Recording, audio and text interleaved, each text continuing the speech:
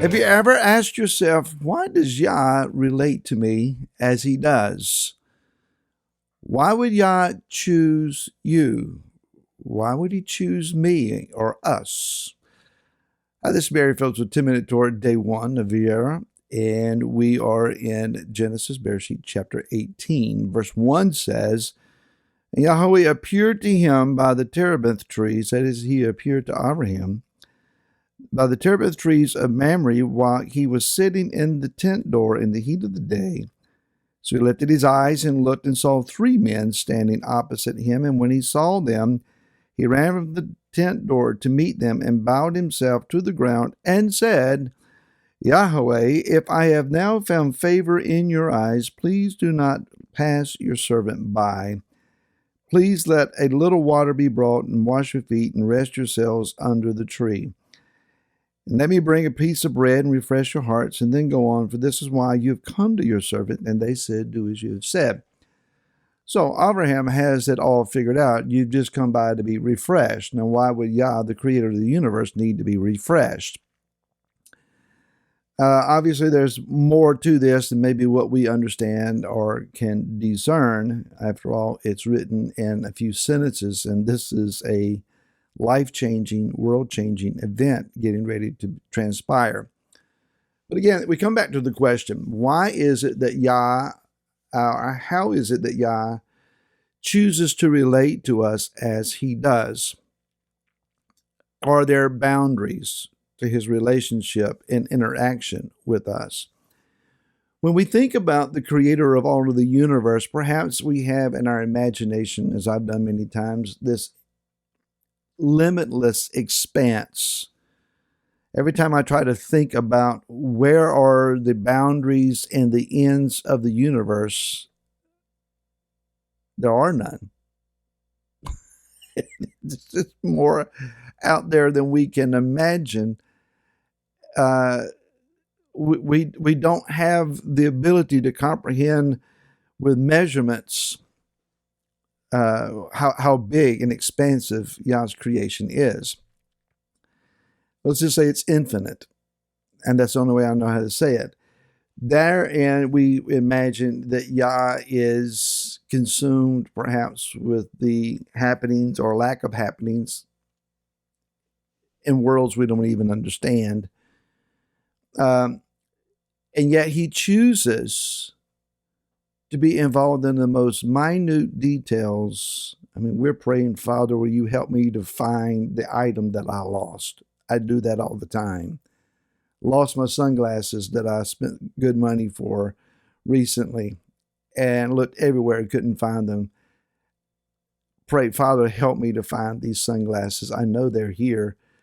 And I heard, get a flashlight. And within just a few moments, I found my sunglasses.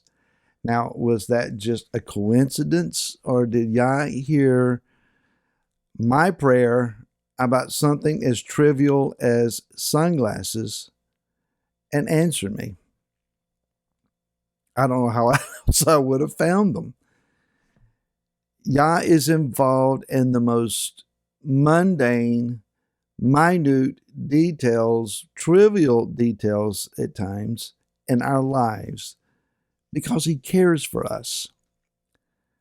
But doesn't he have worlds and governments and causes and elections and all of that stuff to deal with? Yeah, that's all on his plate.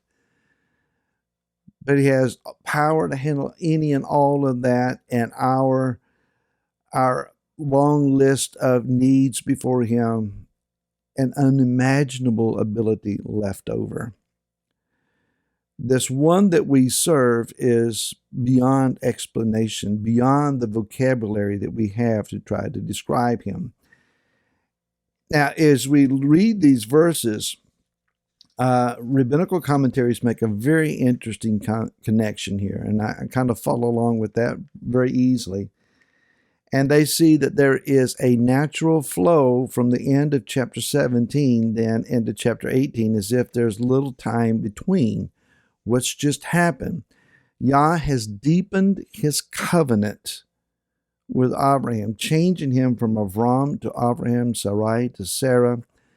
He has infused them with his spirit, indicated, in my opinion, by the addition of the letter Hay, the breath of Hay, the breath of the Spirit into their lives. And he has promised Abraham then, that he is going to have a son, Yitzhak.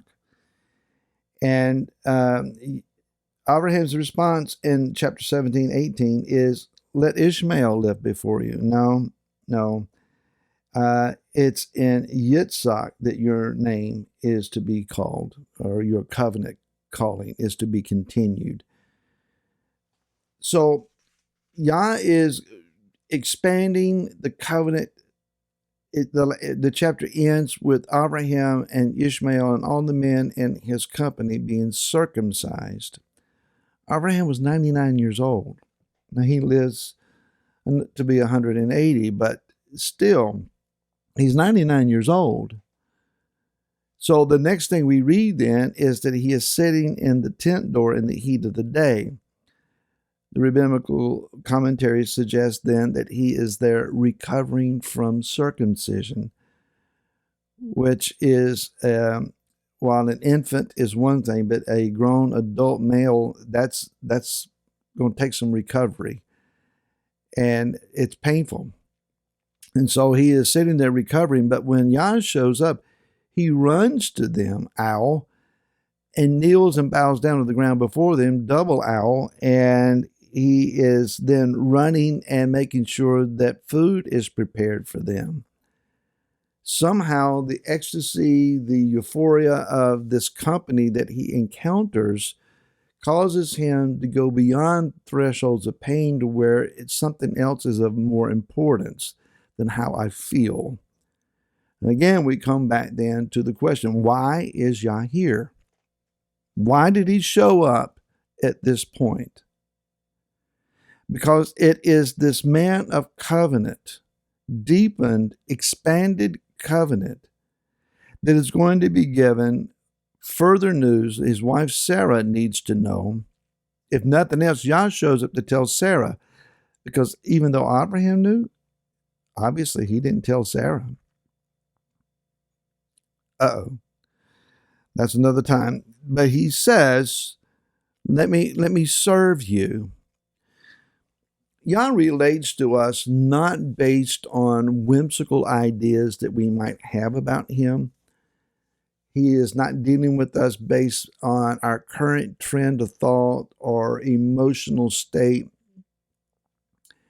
He is not excusing anti-covenant behavior because, well, I just got mad and my feelings were hurt, or some circumstances kind of forced me into a situation I'm not happy with.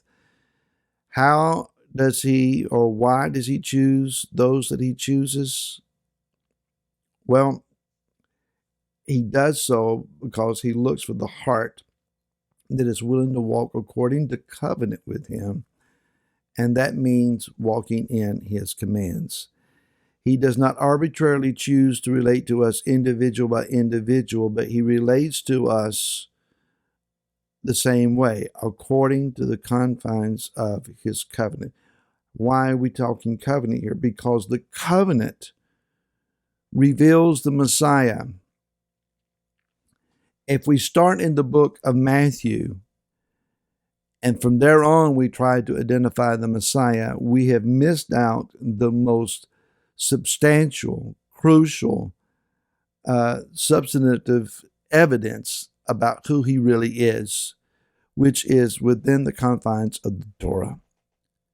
And the Torah is the book of covenant. So Yeshua is revealed in the covenant, and it is through Yeshua then that he relates with us. He does not save and redeem and justify indiscriminately without examining and knowing our hearts. So we do a disservice to people. Say, just come down and pray this magical formula with me and say amen, and everything is forgiven. You're good to go.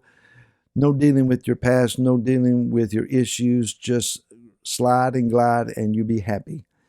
Now, Yah wants to teach us his covenant that he may relate to us appropriately and that we can rightly relate to Him. More on this tomorrow, and until then, shalom.